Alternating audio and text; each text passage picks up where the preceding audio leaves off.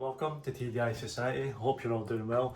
In today's video, I'm going to hopefully be fixing the shifting issues that I've got in the PD130 Volkswagen Bora. If you haven't been watching along, I've made a sort of mini series of trying to figure out why the Bora will not shift gears, because in this video, I'll put a clip on the screen, I went from second to third gear, and after that I just could not get a gear.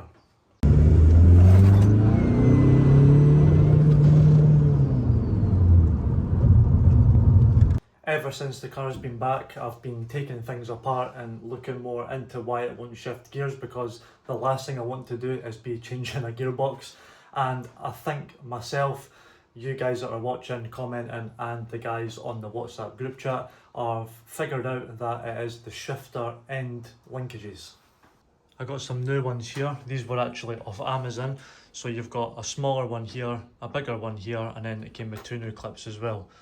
And what we think's happened is you've got your shifter rod that goes in here, and the shifter rod has threads on them, and so does these. If you can see in there, they've got threads. Now, what we think's happened is because I've got a short shifter, these only moved so far. But when I went from second to third, it has pushed the rod in further, therefore stripping the plastic threads, and then because one is then longer than the other, it's put the whole system out of whack, so then I won't be able to change gear. This is the furthest that I've ever dived into doing shifter cables on a Mark IV platform, so I have actually learned quite a lot, and hopefully you are as well. And I actually found one of them to be seized, and at the time I thought, oh, this is the issue, this is the problem. But the thing is once set after the adjustment, these shouldn't move. So the fact that one of them was seized is actually a good thing, because that wouldn't have been moving. So the other one must be going in and out when it should be set in the teeth on the threads on each part. The fact I've got the short shifter fitted as well, which a lot of people, including myself, thought was the issue, but the fact that I've got that in the lowest setting, it's less travel. So in the last video, which I'll put on screen if you've not seen it, it was going into gear where it should be, and then I could then push it all the way to its original setting. Therefore, those were going completely out of adjustment straight away. So what I'm going to do is I'm going to do start to finish on fitting these shifter ends, and then fingers crossed I can then shift the Bora. Something else I want to do is, apparently when you're doing these adjustments, you need to lock the gearbox side mechanism. I was looking for an L-shaped bracket, which is the most common thing, but on the 6-speed boxes like the Bora has, it has a push-in pin, which I couldn't find, potentially because I've got the battery in place. So I'm going to take the battery out, find that locating pin, and then we'll do a full start to finish adjustment, fitting the new ends, and then see if that has resolved the problem. Battery has been removed to get some more access, and that is genuinely the first time I've took the whole tray out.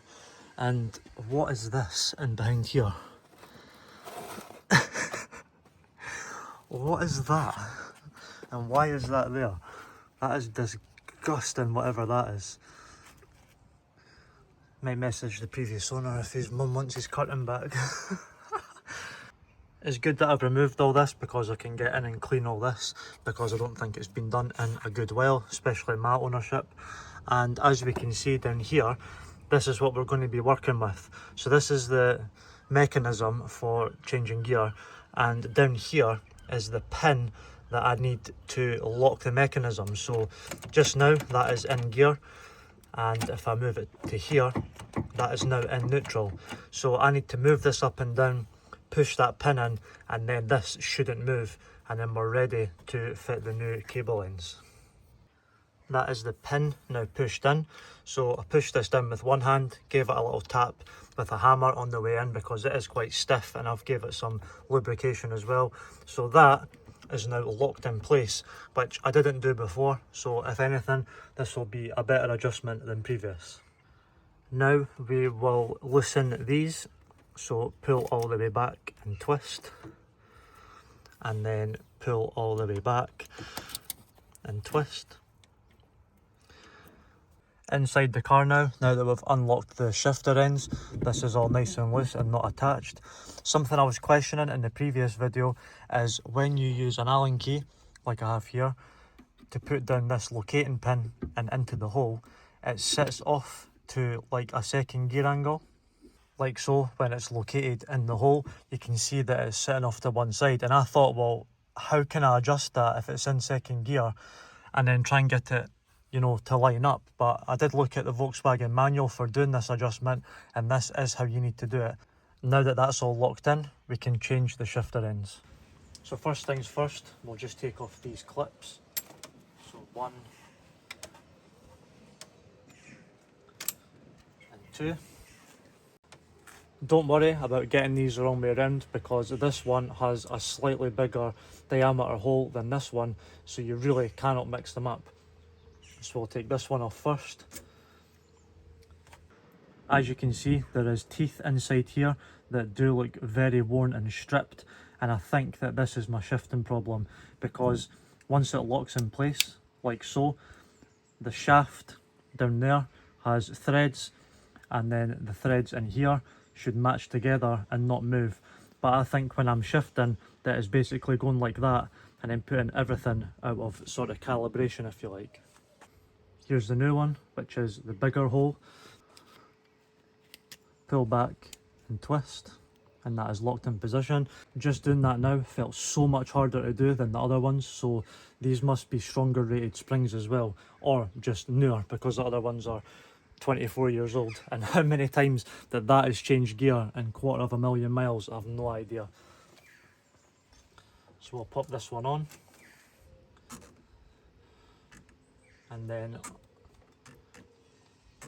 onto the shifter. And then what I want to do is hold these in the way so that it matches the teeth, and then unlock it. And that is all the way back. Honestly, what a difference, like that feels solid compared to the one that I've just removed. Same with this one, just take it off. Lock the new one.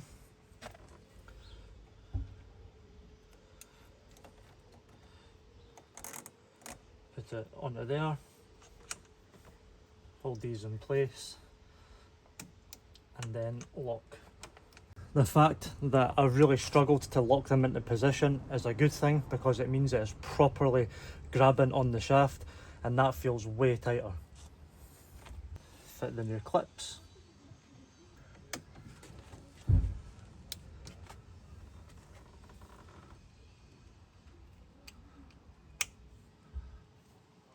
Now it's just a case of vice versa, unlocking the shifting bracket and then unlocking the shifter with the Allen key. So now I need to pull out this locking pin to release this, go in the car, pull the Allen key out, and fingers crossed we can shift gears. As I mentioned, this was a bit stiff, so I'm just going to use these snips to get a hold of it and then wedge it out. And there we go. That is now loose. And something that's quite interesting is I seem to have pulled that pin out further than it was originally before I pushed it in. Don't know if that makes a difference or not, but that is now fully out and this is all loose. So into the car. Pull out the Allen key. First, second, third, fourth, fifth, sixth.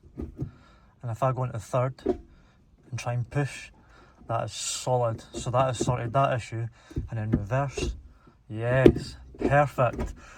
We're back, boys. Oh, that feels so good just to actually change gear. And I've actually lubricated all this as well, so I'm so happy with that. But is it still the case when I turn the car on? That's under the battery tray, all cleaned up. I mean, it's not too bad, all things considered. But it's just good to do it at the time because this area barely ever gets any sunlight. And I've gave the battery tray itself a good wash. Now, time to all fit back in. And at the same time, I've removed this because it is all split, held together with wood screws, and just makes a bit more room and tidier in the engine bay. Battery all reconnected, put back together. Now we'll go for a cold start and see if it still changes gear whilst the car is running.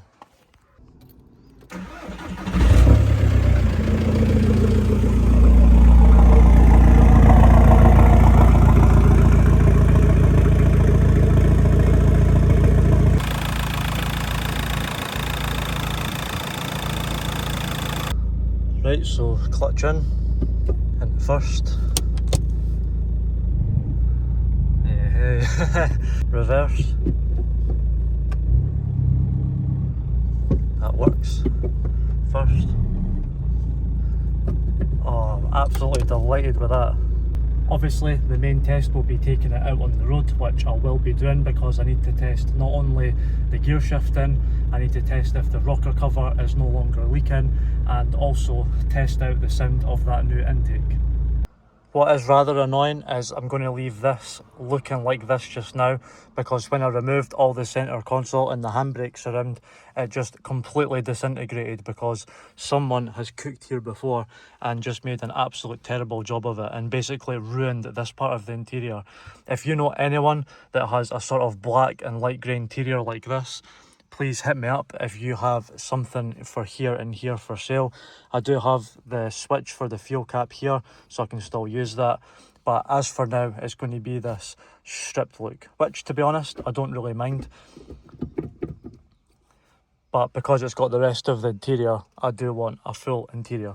You can probably tell and hear the absolute relief that I've got that that has worked, purely because when something like that happens, you can't get a gear, the gearbox is crunching, etc. You automatically think, is that the gearbox, is it the clutch, is it the flywheel, etc. You just think of the worst, and that's exactly what I've done. And it turns out it was little plastic shifter ends that I got on Amazon for like £15 or whatever it was. Such a simple and quick fix compared to changing the gearbox. And I've actually been thinking the amount of times that like someone without the know-how has had this problem and just went and changed the gearbox and have adjusted the cables or fitted new ones at the same time. Like, it must have happened, and I'm so thankful that I've got a community like this and all of you in the group chat as well, discussing it, working through it together, because without yous we wouldn't have been this far into the fix already. So it is massively appreciated. I just want to take a quick minute to thank each and every one of you. And if you do want to join the WhatsApp group chat, you can do by clicking the link in the description and get yourself involved. So that's it for today's video. I'm so glad that fix worked, absolutely delighted. And if you would like these same shifters that I've got, that I've just put on the car, I will put a link in the description so you can get yours as well. Not only did we do the shifter ends, we also done the battery tray, got it all nice and clean, lubed up and cleaned all of the bolts so that next time they'll come out easier. Also removed some stuff that is no longer needed in the engine bay, including that bit of curtain. So as always, thank you so much for watching. If you haven't subscribed, click the subscribe button, it is completely free, and I'll catch you in the next one.